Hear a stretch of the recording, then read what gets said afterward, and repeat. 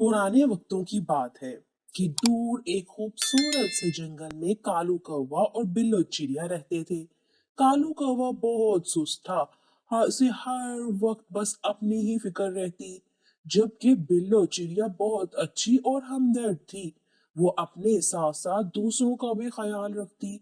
अगर कोई परिंदा मुश्किल में होता तो बिल्लो चिड़िया उसकी मदद कर देती। इस तरह बिल्लो चिड़िया के दिल को सुकून मिलता, जबकि कालू कौवा दूसरों की मदद भी न करता। लेकिन अगर उसे किसी की मदद की जरूरत होती तो फौरन उस परिंदे से मदद लेने चला जाता और रो धोकर अपना काम करवा लेता। इसी तरह एक दिन कालू कौवे को एक दरख्त पर एक फल लगा नजर आता है।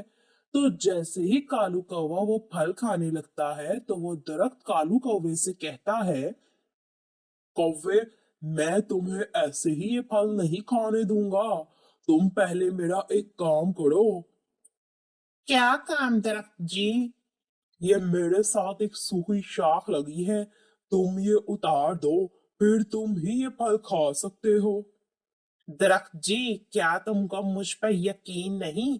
मैं तुम्हारी ये सूखी शाख तब तक ही उतार सकता हूँ जब तुम मुझे ये फल खाने दोगे।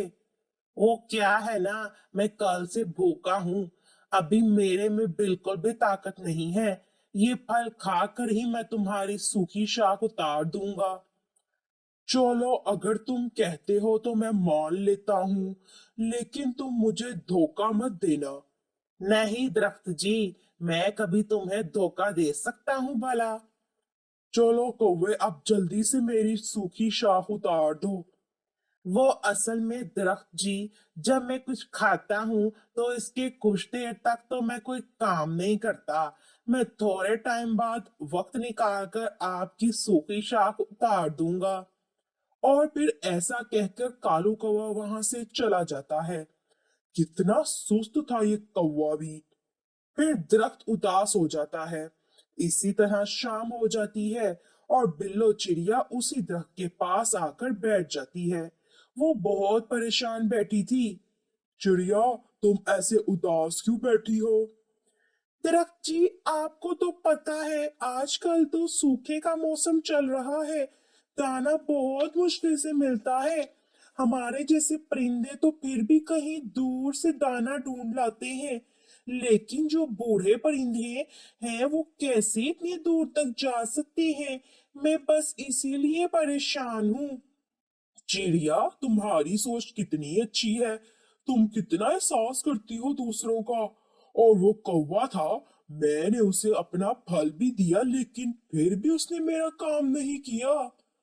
मैंने उसे कहा था कि मेरी सूखी शाख निकाल दे, बदले में मैं उसे अपना फल दूंगा, लेकिन उसने मेरा फल खा लिया और मुझे ये कहकर चला गया कि थोड़ी देर बाद आकर वो मेरी शाख निकाल देगा। लेकिन अब तो रात होने वाली है, वो अभी तक तो आया नहीं। दरख्त जी, आप फिक्र ना करें, मैं आपका काम कर देती हूँ। और फिर चिड़िया दरख्त की शाख निकाल देती है। चिड़िया, तुम कितनी अच्छी हो, तुमने बगैर किसी मतलब के मेरा काम कर दिया। दरख्त जी, ये जरूरी नहीं होता कि हम किसी मतलब की वजह से ही किसी की मदद करें।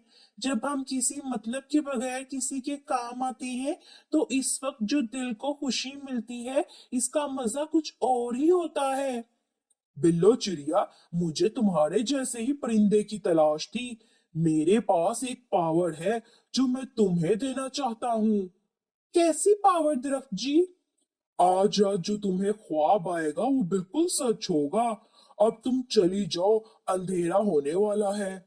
चिड़िया ये समझ जाती है कि दरख्त नहीं चाहता कि वो इससे कोई और सवाल करे, इसलिए बिल्लो चिड़िया वहां से चली जाती है। फिर ऐसे ही रात हो जाती है। वो लेटे हुए सोच रही होती है कि पता नहीं उसे कैसा ख्वाब आएगा।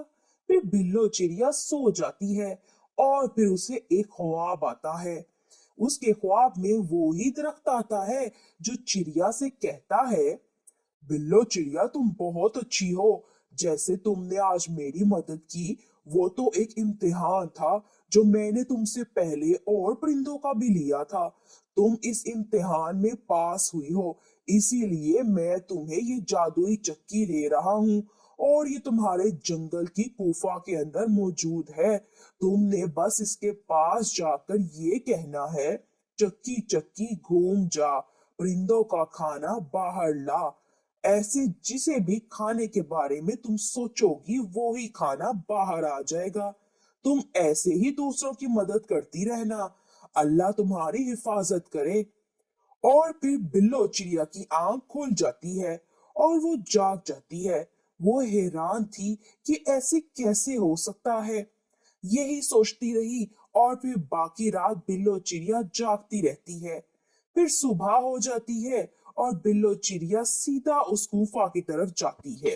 गुफा के अंदर सच में एक चक्की पड़ी होती है। बिल्लो चिड़िया उस चक्की के पास जाती है और उसे ऐसे कहती है, चक्की चक्की घूम जा, बूढ़े परिंदों का खाना बाहर ला।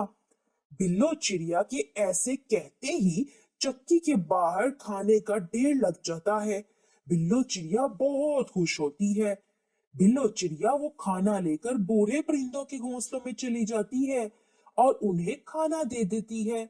सभी बूढ़े परिंदे बिल्लो चिड़िया से बहुत खुश होते हैं और फिर ऐसे ही ये बात सब परिंदों तक पहुंच जाती है। सब परिंदे बहुत खुश थे कि बिल्लो चिड़िया की वजह से सबकी खाना ढूंढने की फिक्र खत्म हो गई थी। आज तो मेरा अमरूद खाने का दिल कर रहा है। और बिल्लो चिड़िया, मेरा दिल कर रहा है सरसों के बीज खाने का। फिर बिल्लो चिड़िया तोते और कबूतर को उनका पसंदीदा खाना दे देती है। कालू भाई नहीं आए अभी तक? क्या उसे अभी तक जादुई चक्की का पता नहीं लगा? बिल्लो, मैंने बताया था कालू को इस चक्की के बारे में। उसने जैसे ही सुना वो उसी टाइम सोनी कौवी को लेने के लिए उसके मेके चला गया। सोनी उससे लड़के मेके गई हुई थी। अब जब वो इस जादुई चक्की के बारे में सुनेगी तो फौरन से वापस आ जाएंगी। अभी वो बातें कर ही रहे होते हैं कि वहां कालू कौवा और सोनी कौवी आ जाते हैं। बेला चिड़िया, शुक्र है तुम हमें यहीं मिल गई हो। देखो सोनी भी कितनी जल्दी तुम्हारी जादुई चक्की का सुनकर आ गई है, वरना इससे पहले तो ये आ ही नहीं रही थी। अब चुप कर जो कालू जी तुम। बिल्लो, मुझे बहुत भूख लग रही है। मैंने सही से खाना भी नहीं खाया। तुम ना मुझे चावल, अमरूद और आम दे दो खाने के लिए। कौवे की बात सुनकर सब परिंदे हंसने लगते हैं। फिर बिल्लो चिड़िया कौवा और कौवी को भी उनका पसंदीदा खाना दे देती है और वो दोनों वो खाना खाकर वापस अपने घोंसले में चले जाते हैं। और फिर रात हो जाती है। कालू, वैसे तो वो जादुई चक्की तो बहुत कमाल की चीज है। अगर वो हमारे पास होती तो कितना मजा आता। कितना डरते सब परिंदे हमसे। वैसे तो सोनी तुम कह तो ठीक रही हो।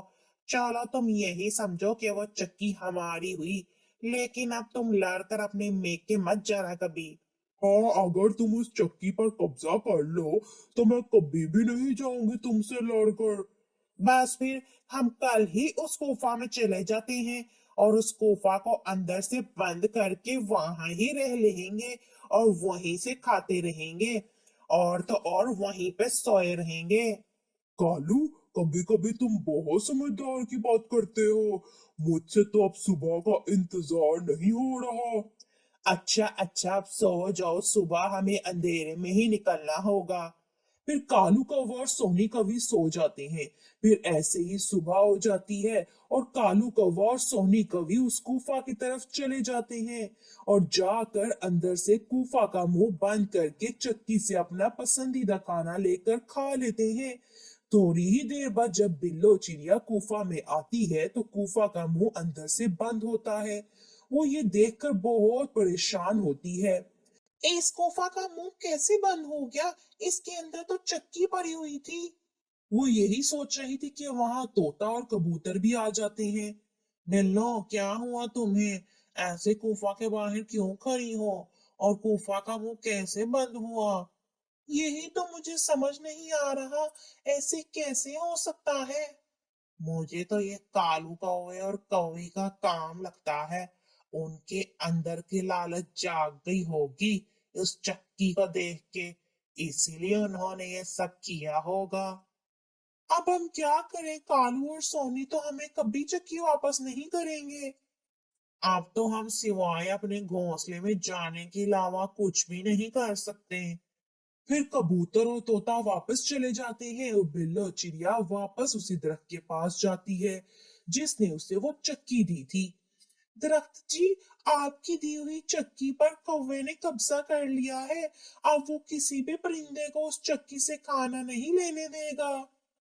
अच्छा बिल्ला चिड़िया, तुम फिक्र ना करो, वो चक्की बस उसके लिए काम करती है जिसका दिल साफ हो, जिसके दिल में लालच ना हो। अगर वो लालच करेगा तो वो चक्की उसे उसकी सजा जरूर देगी।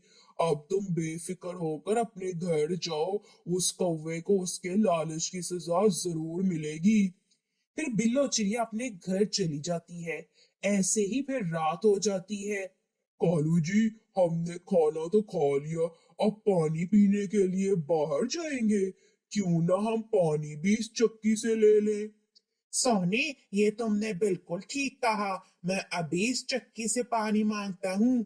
चक्की चक्की घूम जा, मेरे और सोनी के लिए पानी ला। फिर उस चक्की से पानी निकलना शुरू हो जाता है। दोनों जी भरकर पानी पी लेते हैं, लेकिन पानी तो बंद होने का नाम ही नहीं ले रहा था। कालू, ये पानी बंद क्यों नहीं हो रहा। मुझे तो खुद समझ नहीं आ रहा।